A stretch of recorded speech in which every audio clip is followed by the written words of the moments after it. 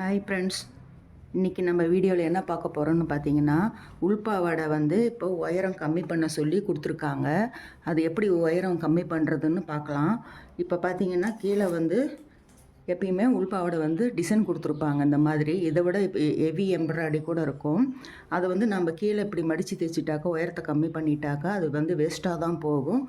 பார்க்குறதுக்கு நல்லா இருக்காது. இந்த டிசைன் போகாமல் எப்படி நம்ம உயரத்தை கம்மி பண்ணுறோங்கிறத அந்த வீடியோவில் பார்க்க போகிறோம். வீடியோவை ஸ்கிப் பண்ணாமல் பாருங்கள். நம்ம சேனல் இப்போ தான் முத பார்க்குறீங்கன்னா மறக்காமல் சேனலை சப்ஸ்கிரைப் பண்ணி வச்சுக்கோங்க. அப்போ தான் நம்ம போடுற ஒவ்வொரு வீடியோவும் உங்களுக்கு நோட்டிஃபிகேஷனாக வரும். இப்போ பார்த்தீங்கன்னா இது ஒரு 3 இன்ச்சு அதிகமாக இருக்குது. இந்த 3 இன்ச்சு நம்ம கம்மி பண்ண போகிறோம். இப்போ கீழே ரொம்ப அகலமாக இருக்கும். போக போக அப்படியே ஒரு வி ஷேப்பில் தான் வரும் உள்பாவாடை. உங்களுக்கு எல்லாத்துக்கும் தெரியும். இப்போ உயரம் கம்மி பண்ணணுன்னா நம்ம இதை மடித்து தைச்சிட்டாக்க என்ன ஆகும்னு பார்த்தீங்கன்னா, இந்த டிசைனும் போயிடும், பார்க்குறதுக்கும் நல்லா இருக்காது. அது மட்டும் இல்லாமல் கீழ் பாகம் ரொம்ப அகலம். மேலே போக போக அகலம் இப்படி குறுகிட்டு இருக்கும். நாம் இப்படி மடித்து தைக்கும்போது என்னென்னு பார்த்தீங்கன்னா மிச்சம் ஆகும். துணி மிச்சம் ஆகிடும். தைச்சிக்கிட்டு போகும்போது தான் தெரியும். அது பாருங்கள், வெளியில் இந்த மாதிரி நீட்டிகிட்டு வரும். நம்ம உள்ளே மடித்து தைக்கும்போது கரெக்டாக உட்காராது. அதுக்கு ஒரு சூப்பர் ஐடியா இருக்குது. இப்போ பார்த்தீங்கன்னா இந்த உள்பாவோட மேலே பெல்ட் கொடுத்துருப்பாங்க. இது பெரிய ஓட்டு தையல் மாதிரி தான் போட்டிருப்பாங்க. இது ரொம்ப ஈஸியாகவும் தையல் பிரிச்சிடலாம். அதனால் இது பிரிச்சுட்டு நம்ம இது கட் பண்ணிவிட்டு இங்கே மேல் பக்கம் தைக்க போகிறோம். அது உங்களுக்கு நீட்டாக இருக்கும். பாவாடை ஷேப்பும் மாறாது. உங்களுக்கு பார்க்குறதுக்கு நல்லா அழகாக இருக்கும். இது தையல் பிரிக்கிறது அவ்வளோ கஷ்டம் இல்லை. ஏன்னா ஓட்டு தையல் மாதிரி தான் போட்டு கொடுப்பாங்க. பார்த்திங்கன்னா தொட்டதுமே வந்துடுச்சு. இந்த மாதிரி நாம் தையலெல்லாம் எடுத்து விட்டு நம்ம இந்த பெல்ட் பீஸை தனியாக எடுத்துக்கணும். இந்த பக்கம் ஒரு இழு, அந்த பக்கம் ஒரு இழுன்னு இழுத்திங்கன்னா டக்குன்னு உங்களுக்கு அந்த தையலெல்லாம் வந்துடும். மாற்றி மாற்றி இந்த தையல் பிரிக்கணும். இப்படி ஒரு தடவை இப்படி இழுத்து விடுங்க. அப்புறம் பார்த்திங்கன்னா இந்த பக்கம் இப்படி ஒரு வெடுக்குன்னு ஒரு இழுத்திங்கன்னா அந்த தையல் நம்ம சீக்கிரமாக பிரிச்சிடலாம். இப்போ இது பிரிச்சுட்டு பார்க்கலாம். அதே போல் தான் இன்னொரு பாவாடை, 2 பாவாடை கொடுத்துருக்காங்க. இதுவும் நாம் இந்த தையலெல்லாம் பிரித்து எடுத்துக்கலாம். எடுத்துகிட்டு நம்ம இந்த பெல்ட்டு தனியாக எடுத்து வச்சுக்கணும். 2 தையல் இருக்கும், அதை அப்படியே பிரித்து எடுத்துக்கலாம். இப்போ பார்த்திங்கன்னா நல்லா பிரித்து எடுத்தாச்சு. இப்போ மேல் பக்கம் பார்த்திங்கன்னா ஒரு பீஸ் அதிகமாக இருக்கும், ஒரு பீஸ் கம்மியாக இருக்கும். அது எல்லாத்துக்கும் தெரியும். இந்த பெல்ட் வச்சு தைச்சிருப்பாங்க. அந்த பெல்ட்லேருந்து வெளியில் கூட வந்திருக்கும். இந்த மாதிரி நாம் இது தான் கணக்கு வச்சுக்கணும். இப்போ இது அளந்து பார்க்கும்போது எத்தனை இன்ச்சு இருக்குன்னா 35 இன்ச்சு இருக்குது. 35 இன்ச்சு இருக்குது. இதில் 3 இன்ச்சு நம்ம கட் பண்ணிக்கிறோம். இது உயரம் அதிகமாக இருக்கிறதுல கணக்கு வச்சுக்காதீங்க. இந்த கொட்டையாக இருக்குல்ல, அது கணக்கு வச்சு 3 இன்ச்சு நம்ம கட் பண்ணி எடுத்துக்கலாம். மடித்து போட்டுக்கலாம். இந்த மாதிரி 4ஆக மடித்து போட்டுக்கிட்டு கீழே கரெக்டாக இருக்கிற மாதிரி வச்சுக்கோங்க. வச்சுட்டு மேலே நல்லா அப்படியே தேய்ச்சி விட்டுட்டு அன்னியமனாக தான் இருக்கும். அதில் இந்த கம்மியாக இருக்கிறத பக்கம் நம்ம வச்சு இந்த 3 இன்ச்சு மார்க் பண்ணிக்கலாம். ஏன்னா நம்ம பெல்ட்டு வைக்க போகிறோம். அது 2 இன்ச்சு இருக்கும். இது நேராக இப்படி கட் பண்ணி எடுத்துக்கலாம்.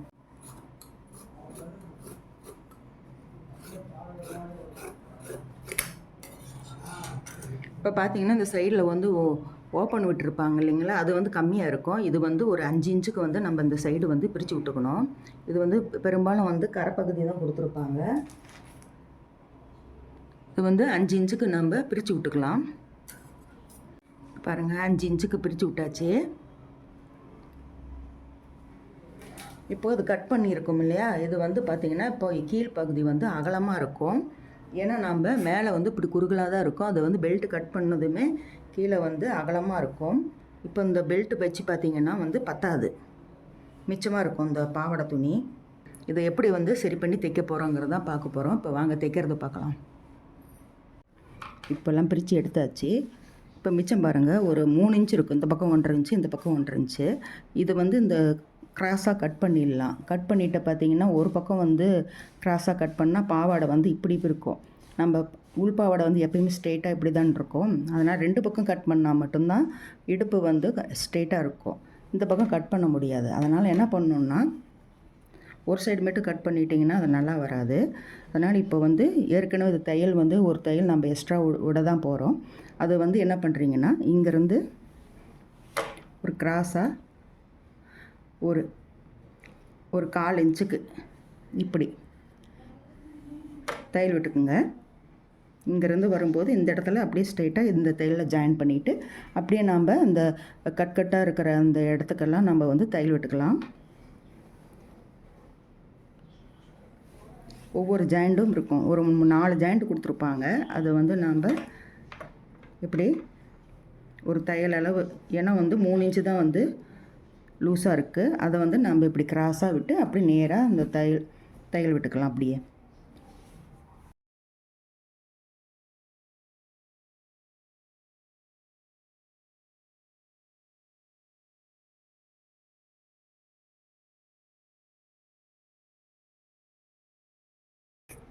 தையல் விட்டு இப்படி ஜாயின் பண்ணியாச்சு. இப்போது அந்த சைடு ஓப்பன் வந்து அந்த இடத்துல வந்து ஜாயின் பண்ணிடாதீங்க. ஏன்னா அந்த 5 இன்ச்சிலேருந்து நாம் ரப் அடித்து இந்த நேராக தையல் விட்டுக்கணும். மற்ற எல்லா ஜாயிண்ட்டும் அதே போல் நீங்கள் எக்ஸ்ட்ராவாக கொஞ்சம் பிடிச்சி தைச்சிங்கன்னா உங்களுக்கு அந்த பட்டி அளவுக்கு வந்து சுருங்கிடும். இப்போ இதெல்லாம் தைச்சிட்டு பார்க்கலாம். இப்போ இந்த 5 இன்ச்சு ஓப்பன் வச்சுருக்கோம் பார்த்தீங்களா, இங்கேருந்து ஒரு ரப் அடிச்சுட்டு இதை தையல் விட்டுக்கலாம். இந்த ஓப்பன் இதிலோட விட்டுறணும். ஆச்சு. இப்போ வச்சு பார்த்துக்குங்க, கரெக்டாக வரும். இந்த பெல்ட்டும் இந்த பாவாடை இடுப்பும் நம்ம இந்த மாதிரி தைக்கும்போது பார்த்திங்கன்னா இடுப்பு ஷேப்பு வந்து மாறாது. இப்போ இந்த கடைசியிலேருந்து இந்த கடைசி வைக்கும்போது பாருங்கள், நம்ம பிரித்து விட்டால் அதே இடுப்பளவு கரெக்டாக வந்துடுது. இப்போது இந்த சைடு ஓப்பன் இருக்குது பார்த்திங்களா, ஒரு கரைப்பகுதி தான் மெயினாக கொடுப்பாங்க. இது வந்து ஒன்று வந்து கரைப்பகுதி இருக்குது, ஒன்று வந்து கரைப்பகுதி இருக்குது, ஒன்று வந்து தைக்கலை. இது வந்து கொஞ்சம் நம்ம மடித்து தைச்சிக்கலாம். இப்போ மடித்து தைச்சாச்சு. இப்போ வந்து பார்த்திங்கன்னா இந்த பெல்ட்டை வந்து இப்போ உள்பகுதி, இப்போ இந்த உள்பகுதி இருக்குது, இது இப்படி வச்சு தைச்சிக்கணும். இதுவும் கரைப்பகுதி தான் கொடுத்துருக்காங்க. அதனால் இப்படி 1/2 இன்ச்சு மடிக்க வேண்டியதில்லை. இதே வந்து பிசுறு தெரிகிற மாதிரி இருந்துச்சுன்னா நீங்கள் 1/2 இன்ச்சு இப்படி மடித்து வந்து தைச்சிக்கணும். இப்போது அப்படியே வந்து நம்ம வச்சு தைச்சிடலாம்.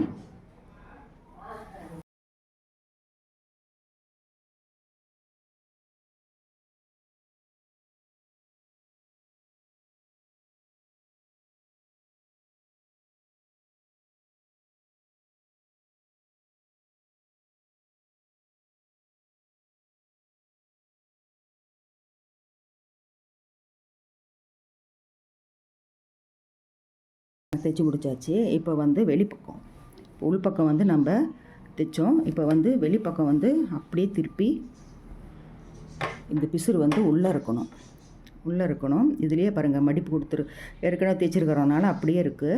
அதை அப்படியே வந்து இப்படி வச்சு நம்ம தைச்சிக்கலாம். தைக்கும்போதே நாடாவும் உள்ளே வச்சுக்கலாம்.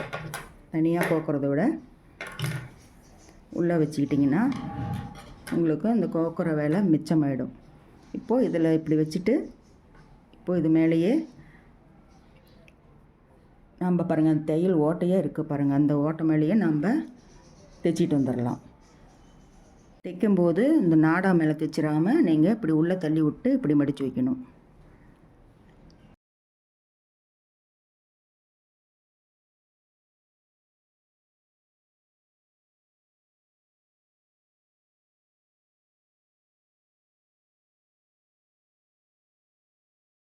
இப்போ பாருங்கள், அது வந்து கரெக்டாக வந்துடுச்சு. இந்த ஓரத்தில் தைக்கும்போது நீங்கள் வந்து இந்த பீஸ் இழுத்துட்டு தைச்சிங்கன்னா இந்த மேல் பீஸ் வந்து வெளியில் இருக்கிற மாதிரி இருக்கும். இழுக்காமல் மேல் பீஸ் லூஸ் கொடுத்து தைக்கணும். இப்போ தைச்சி முடிச்சாச்சு.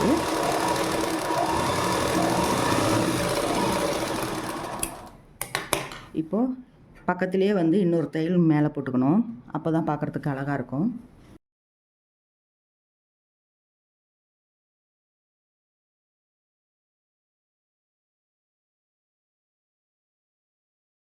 இப்போ அழகாக பாருங்கள் தைச்சி முடிச்சாச்சு. எவ்வளோ நீட்டாக வந்திருக்குன்னு பாருங்கள். இந்த மாதிரி தைச்சிங்கன்னா நமக்கு அளவு மாறாமல் இருக்கும். இப்போது இந்த இன்ஸ்கர்ட்லேயே பார்த்தீங்கன்னா என்ன ப்ராப்ளம்னு பார்த்தீங்கன்னா, நாடை வந்து ரொம்ப சுகராக கொடுத்துருப்பாங்க. வெளியில் வந்து ஒரு 3 இன்ச்சு 4 இன்ச்சு தான் நீட்டிகிட்டு இருக்கும். அது வந்து வேர் பண்ணும்போது பார்த்திங்கன்னா அது வந்து உள்ளே போயிடும். அதுக்கு வந்து என்ன பண்ணலான்னு பார்த்தீங்கன்னா, அது கரெக்டாக ஈவனாக எடுத்து விட்டுக்குங்க. சுருக்கம் இல்லாமல் எடுத்து விட்டு இப்போ இந்த மாதிரி சமமாக இருக்கிற மாதிரி நாடாக எடுத்து விட்டுக்குங்க. இப்படி இருக்கணும், பார்க்குறதுக்கு சமமாக இருக்கணும். இப்போ இந்த நடு சென்டரில் வந்து நீங்கள் என்ன பண்ணுறீங்கன்னா ஒரு தையல் விட்டுக்குங்க. இப்போது இந்த நடு சென்டரில் வந்து இந்த மாதிரி ஒரு ரப் அடிச்சுக்கணும். நம்ம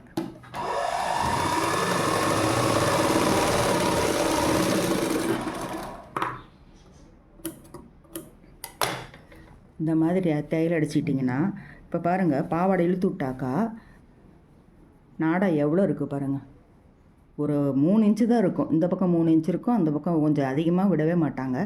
இந்த மாதிரி இருக்கும்போது நம்ம வேர் பண்ணும்போது பார்த்திங்கன்னா உள்ளே போயிடும், ரொம்ப தொந்தரவாக இருக்கும். இப்போ இந்த மாதிரி நடு சென்டரில் நீங்கள் தையல் விடும்போது பார்த்திங்கன்னா இப்போ எப்படி நீங்கள் போட்டாலும் அது உள்ளே போகாது, அது வெளியே நீட்டிக்கிட்டே இருக்கும். இப்படி பாருங்கள், பிடிச்சி இழுத்தாலும் பாருங்கள் வராது. ஏன்னா அந்த இடத்துல நம்ம தையல் போட்டோம். அதனால் இனிமேல் வந்து இந்த நாடா உள்ளே போகாது. நீங்கள் மிஷினே இல்லைன்னாலும் உங்களுக்கு கைத்தையில் கூட போட்டு எடுத்துக்குங்க. ஏன்னா நிறையா பேர் வந்து தைக்க கொடுக்குற இடத்துல கூட இதை வந்து ஃபாலோ பண்ண மாட்டாங்க. ஒருத்தர் 2 பேர் தான் இந்த மாதிரி செஞ்சு கொடுப்பாங்க. அப்படி இல்லைன்னா நீங்கள் கடைக்காரங்கிட்ட கொடுக்கும்போது நீங்கள் இந்த மாதிரி நடு சென்டரில் ஒரு தையல் போட்டு கொடுத்துட சொல்லுங்கள். இப்போ இந்த மாதிரி பண்ணும்போது எப்பயுமே இந்த நாடா வந்து உள்ளே போகாது. இப்போ பாருங்கள், அளவு மாறாமல் எவ்வளோ நீட்டாக வந்திருக்குன்ட்டு. எவ்வளோ அழகாக இருக்குது பாருங்கள் ஃபினிஷிங்கு. அப்படியே ரெடிமேடு பாவாடை வாங்கின மாதிரியே இருக்கும். பாருங்கள், நாடா வந்து இந்த அளவுக்கு தான் வெளியில் இருக்குது. நம்ம சொல்கிற மாதிரி இந்த நடு சென்டரில் ஒரு தையல் போட்டுக்கிட்டிங்கன்னா உங்களுக்கு பார்க்குறதுக்கு நீட்டாக இருக்கும். இப்போ பாருங்கள், சேப்பு மாறாமல் டிசைனும் போகாமல், கீழே டிசைன் இல்லைன்னா இது வந்து இப்படி மடித்து தேய்ச்சிங்கன்னா உங்களுக்கு அது சரி வராது. இப்போ இவ்வளோ அழகாக இருக்கும் பாருங்கள். இந்த மாதிரி நீங்கள் பாவாடை தேய்ச்சி கொடுங்க, சந்தோஷப்படுவாங்க. இது கஸ்டமர் அப்படி கேட்கலன்னாலும் இதை நானே வந்து செஞ்சு கொடுத்தேன். அவங்க கீழேயே மடித்து தைச்சி கொடுத்துருங்கன்னு தான் சொன்னாங்க. நான் தான் வந்து இந்த மாதிரி நான் தைச்சி கொடுக்குறேன், கொஞ்சம் லேட்டாக உடனே கேட்டாங்க. நான் வந்து நாளைக்கு தரேன் அப்படின்னு சொல்லிவிட்டு இந்த ஆல்டேஷனும் ஒரு 10 நிமிஷத்தில் நம்ம செஞ்சிடலாம். நீங்களும் கஸ்டமருக்கு இந்த மாதிரி செஞ்சு கொடுங்க, அவங்க ரொம்பவே சந்தோஷப்படுவாங்க. இந்த வீடியோ பிடிச்சிருந்துச்சுன்னா ஒரு லைக்கும் சப்ஸ்கிரைபும் பண்ணுங்கள். மீண்டும் உங்களை அடுத்த வீடியோவில் சந்திக்கின்றேன். பாய்.